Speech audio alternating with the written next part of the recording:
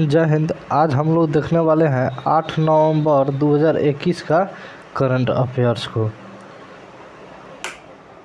चलिए तो हम लोग क्वेश्चन नंबर 1 को देखते हैं। विश्व स्वास्थ्य संगठन यानी कि WHO ने किस भारतीय कोरोना वैक्सीन के आपातकालीन प्रयोग को मंजूरी दी है? तो दिया है कौन? कोवैक्सीन को। उसके बाद आगे देखते हैं हम लोग। आगे थोड़े इंपॉर्टेंट पॉइंट्स को देखा जाए क्या है। भारत बायोटेक के कोवैक्सीन को WHO की मंजूरी मिल गई है क्योंकि तकनीकी सलाहकार टीम ने 18 साल और उससे अधिक के लिए आपातकाल उपयोग सूची के लिए भारत निर्मित वैक्सीन की सिफारिश की है।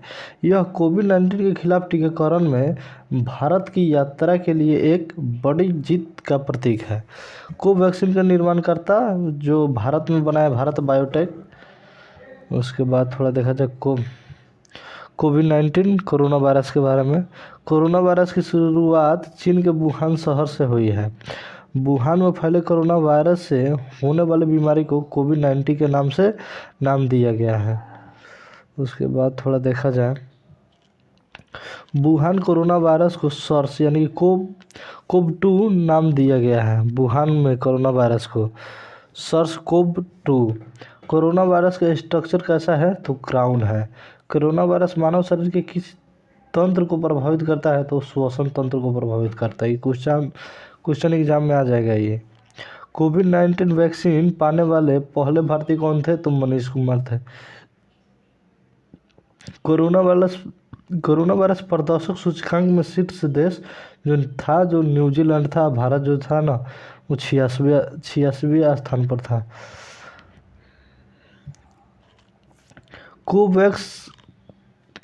कोवैक्स पहल के तहत मुफ्त टीका प्रदान करने वाला विश्व का पहला देश कौन बना है? तो घाना बना है। कोरोना वायरस यानी कि आरोग्य सेतु ऐप का ब्रांड एम्बेसडर कौन है? तो अजय देवगन है। उसके बाद थोड़ा देखा जाए, अब क्वेश्चन नंबर हम लोग 2 को देखते हैं। क्वेश्चन नंबर 2 में क्या है, यानी कि खाद्य और कृषि संगठन यानी कि FAO, खाद्य और कृषि संगठन FAO द्वारा आयोजित होने वाले अंतर्राष्ट्रीय बीज सम्मेलन यानी कि इंटरनेशनल सीड कॉन्फ्रेंस में भाग लेने वाले किस भारतीय राज्य को आमंत्रित किया गया है? तो वो किया गया है तेलंगाना को। उसके बाद थोड़ा देखा जाए, थोड़ा हम लोग इम्पोर्टेंट पॉइंट्स को देख रहे हैं क्या है।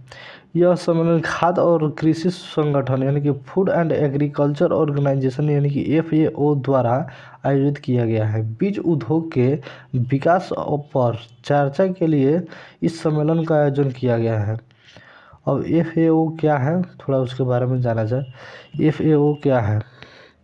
FAO यानी कि संयुक्त राष्ट्र की एक विशेष एजेंसी है। यह भूख को हराने और पोषण और सुरक्षा में सुधार करने का प्रयास करता है। FAO का होता है full form food and agriculture organization, खाद्य और कृषि संगठन। FAO की स्थापना कब हुआ था? तो 16 अक्टूबर 1945 को। FAO का मुख्यालय कहाँ है? तो रोम, इटली में है। अध्यक्ष कौन है? तो की डोंगियो। उसके बाद थोड़ा देखा जाए, ये है पेरेंट संगठन यानी कि United nation economics and social council, parent संगठन। अब क्वेश्चन नंबर हम लोग 3 को देखते हैं। क्वेश्चन नंबर 3 में क्या कह रहा है,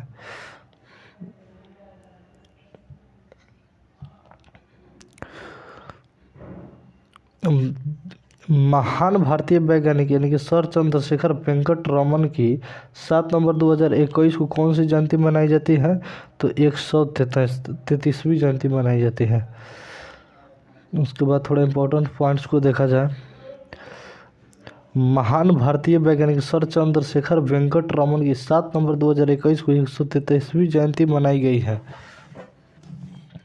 डॉक्टर सी वी रमन को वर्ष 1930 में भौतिक विज्ञान के क्षेत्र में नोबेल पुरस्कार से सम्मानित किया गया था।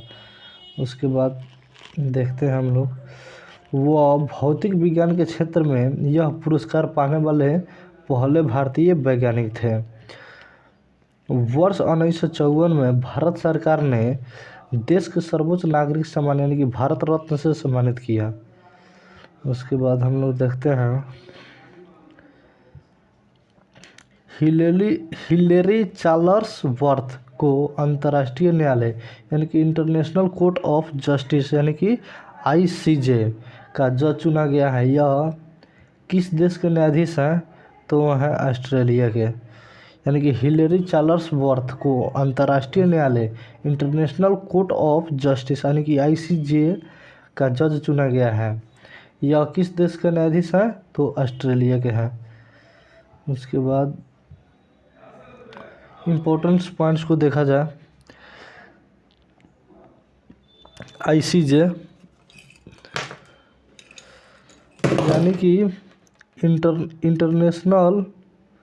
इंटरनेशनल कोर्ट ऑफ जस्टिस अंतर्राष्ट्रीय न्यायालय। अंतर्राष्ट्रीय न्यायालय यानी कि संयुक्त राष्ट्र का प्रधान न्यायिक अंग है। इसकी स्थापना संयुक्त राष्ट्र यानी कि चार्टर द्वारा 1945 में की गई थी और अप्रैल 1946 में इसने कार्य करना प्रारंभ किया था। मुख्यालय कहाँ है? The Hague, Netherlands.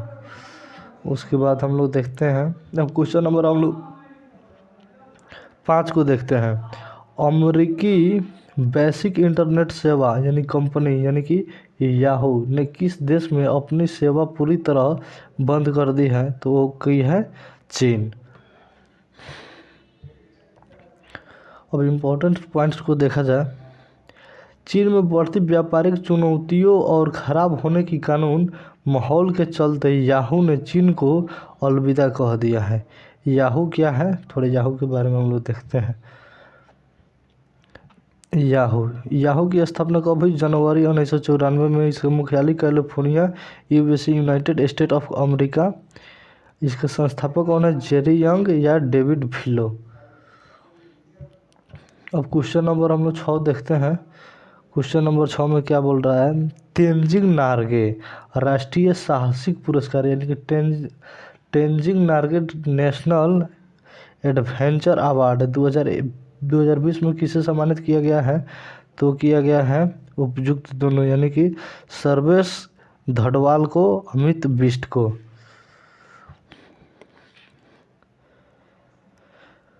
अब इम्पोर्टेंट पॉइंट्स को देखा जाए कि ये अवार्ड क्यों दिया जाता है। यह पुरस्कार भूमि, समुद्र और वायु पर साहसिक गतिविधियों के क्षेत्र में उत्कृष्ट उपलब्धि के लिए दिया जाता है।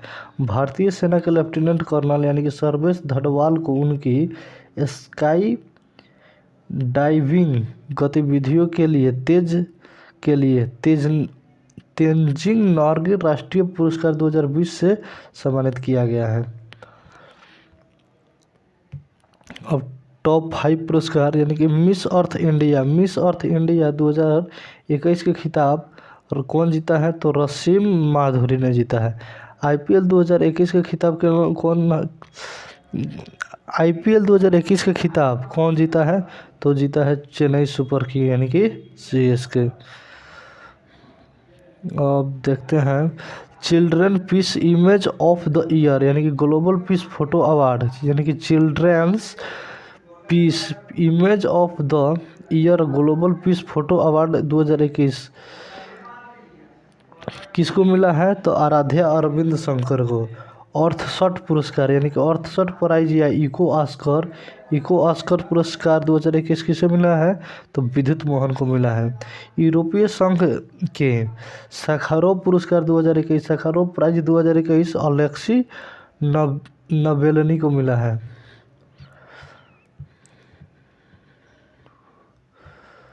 अब क्वेश्चन नंबर 7 हम लोग देखते हैं क्या है।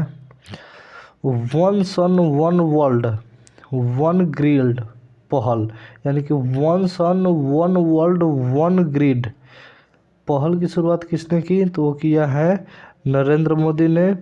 अब बोरिस जॉनसन जो अभी रूस के राष्ट्रपति हैं, बोरिस जॉनसन।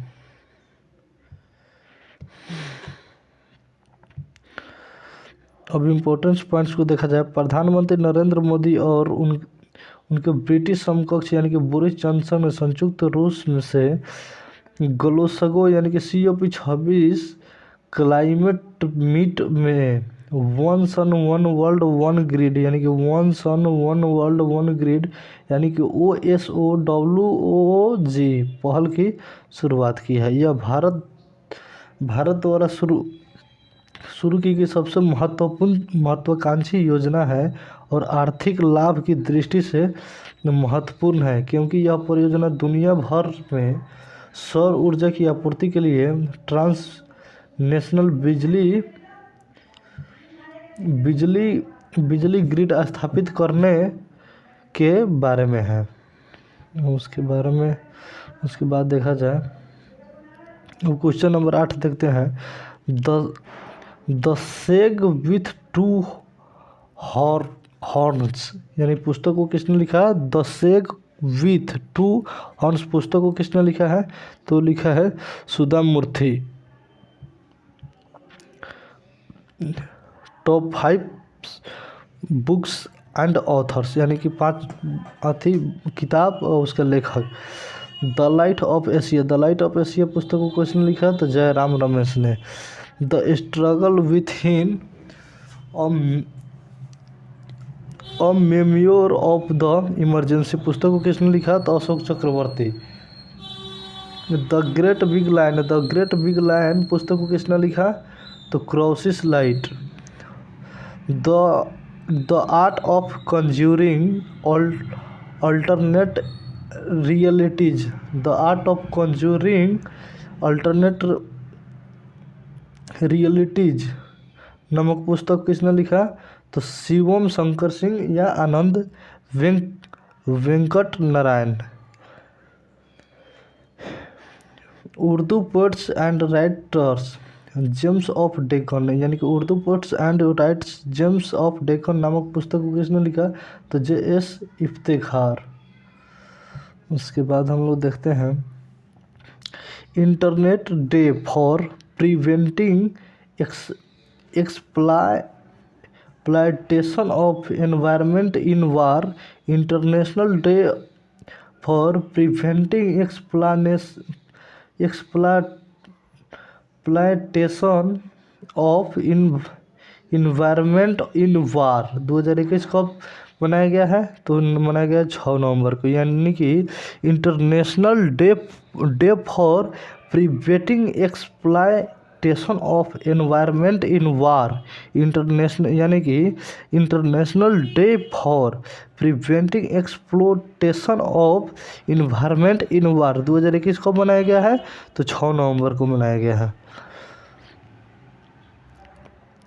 अब इम्पोर्टेंट पॉइंट्स को देखा जाए, विश्व स्तर पर यानी कि 6 नवंबर को international day for preventing exploitation of environment in war and arm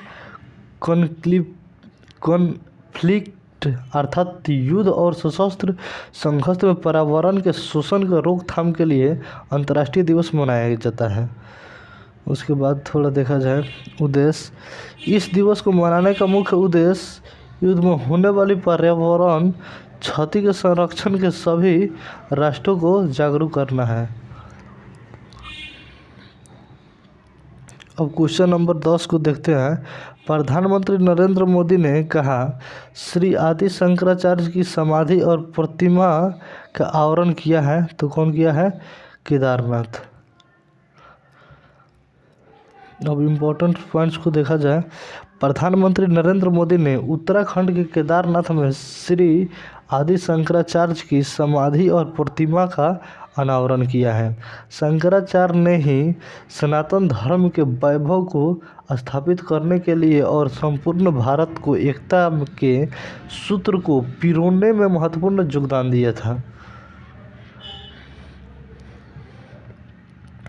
अब थोड़ा रिवीजन किया जाए, रिवीजन थोड़ा फास्ट में हम लोग करेंगे। विश्व स्वास्थ्य संगठन यानी कि WHO ने किस भारतीय कोरोना वैक्सीन के आपातकालीन प्रयोग को मंजूरी दिया है? तो दिया है कोवैक्सीन को। अब क्वेश्चन नंबर हम लोग 2 देखते हैं। क्वेश्चन नंबर 2 में क्या कह रहा है? खाद्य और कृषि संगठन यानी कि FAO द्वारा आयोजित होने वाले अंतर्राष्ट्रीय बीज सम्मेलन यानी कि इंटरनेशनल सीड कॉन्फ्रेंस में भाग लेने के लिए किस भारतीय राज्य को आमंत्रित किया गया है? तो किया गया है तेलंगाना को। उसके बाद हम लोग क्वेश्चन नंबर 3 को हम लोग देखते हैं। यानी कि महान भारतीय वैज्ञानिक सर चंद्रशेखर वेंकट रमन की 7 नवंबर 2021 को कौन सी जयंती मनाई गई है? तो 133वीं जयंती मनाई गई है। उसके बाद हम लोग देखते हैं क्वेश्चन नंबर 4 को हम लोग देखते हैं। यानी कि हिलरी चार्ल्स बर्थ को अंतर्राष्ट्रीय न्यायालय यानी कि इंटरनेशनल कोर्ट ऑफ जस्टिस यानी कि ICJ का जज चुना गया है। यह किस देश के की न्यायाधीश हैं? तो है ऑस्ट्रेलिया के न्यायाधीश हैं वो। अब क्वेश्चन नंबर हम लोग 5 को देखते हैं। क्वेश्चन नंबर 5 में क्या है? अमेरिकी वैश्विक इंटरनेट सेवा कंपनी याहू ने किस देश में अपनी सेवा पूरी तरह से बंद कर दी है? तो की है चीन में। यानी कि तेंजिंग नार्गे राष्ट्रीय। क्वेश्चन नंबर 6 हम लोग देखते हैं। तेंजिंग नार्गे राष्ट्रीय साहसिक पुरस्कार यानी कि Tenzing Norgay national adventure award 2020 से किसे सम्मानित किया गया है? तो किया गया है सर्वेश धड़वाल को। उसके बाद सर्वेश धड़वाल को किया गया है और अमित बिष्ट को किया गया है। 2 आदमी को किया गया है। यानी कि तेंजिंग नार्गे राष्ट्रीय साहसिक पुरस्कार यानी कि Tenzing Norgay national adventure award 2020 से किसे सम्मानित किया गया है? तो 2 आदमी को किया गया है, सर्वेश धड़वाल को, अमित बिष्ट को। अब क्वेश्चन नंबर हम लोग 7 को देखते हैं। अब क्वेश्चन नंबर 7 में क्या बोल रहा है? One sun one world one grid पहल यानी कि one sun one world one grid पहल की शुरुआत किसने किया है? तो किया है नरेंद्र मोदी और बोरिस जॉनसन जो अभी रूस के राष्ट्रपति हैं। क्वेश्चन नंबर 8 हम लोग देखते हैं। द सेग विथ 2 हॉर्न्स पुस्तक किसने लिखा है? तो लिखा है सुधा मूर्ति ने लिखा है। अब क्वेश्चन नंबर 9 हम लोग देखने वाले हैं। क्वेश्चन नंबर 9 में क्या है? यानी कि international day for preventing exploitation of environment in war यानी कि international day for preventing exploitation of environment in war 2021 को मनाया गया है? तो 6 नवंबर को मनाया गया है। उसके बाद हम लोग देखते हैं और क्वेश्चन नंबर हम लोग 10 देखते हैं। क्या है? प्रधानमंत्री नरेंद्र मोदी ने कहाँ श्री आदि शंकराचार्य की समाधि और प्रतिमा का अनावरण किया है? तो किए हैं कहाँ? केदारनाथ में।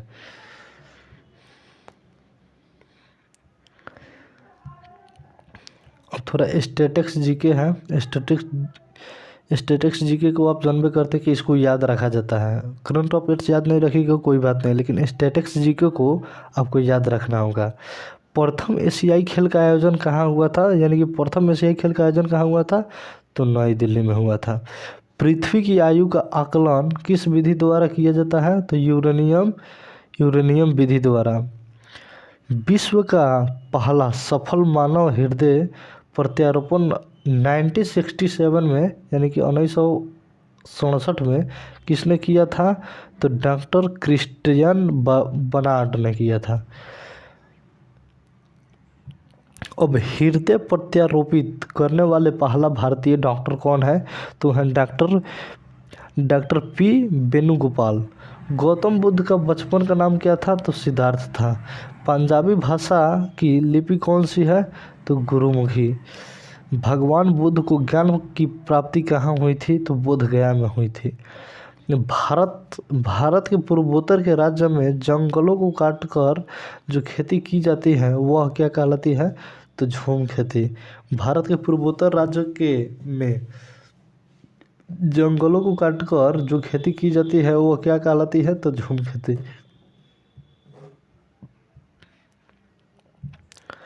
लाल मिट्टी का लाल रंग किसकी उपस्थिति के कारण होता है? तो लौह ऑक्साइड के कारण होता है। भारत में कौन सी जलवायु पाई जाती है? तो उष्णकटिबंधीय मानसूनी जलवायु। भारत में कौन सी जलवायु पाई जाती है? तो उष्णकटिबंधीय मानसूनी। ठीक है दोस्तों, मिलते हैं कल एक नए वीडियो के साथ। तब तक के लिए जय हिंद।